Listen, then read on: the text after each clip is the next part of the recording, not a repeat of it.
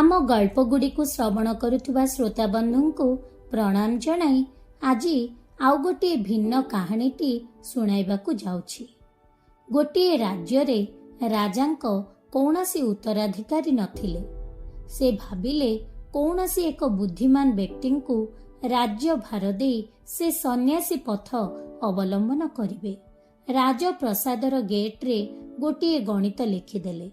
घोषणा करिदेले जीए से गणितर समाधान करिदेब गेट आपे आपे खोलीजिब एवं से राज्यर राजा हेब। बहुत गणितज्ञ पंडित व्यक्ति आसिले। एक मास धरी केही से गणितर समाधान करिपारले नाही। जणे युवा सन्यासी आसिले। द्वारपाल माने तांकु गेट पाखकु जिबाकु देले नाही। कहिले केते केते पंडित गलेणी, तुमे कोन करि परिबो? राजा आसी कहिले तांकु सुजोग दिया जाओ।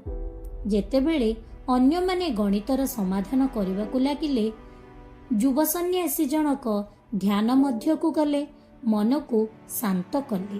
भाबिले ए राजांक एक चाल होई पारे। गणितटी भूल थाई पारे जहा फलरे समाधान होई पारु नाही।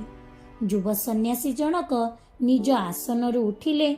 निजर समस्त बल को प्रयोग करी जोर रे गेट को धक्का देले। गेट खोली गला।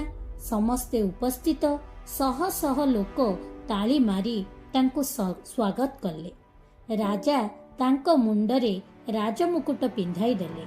राजा जणे उपयुक्त बुद्धिमान युवकंकु नूतन राजा भावे पाई खुशी हेले।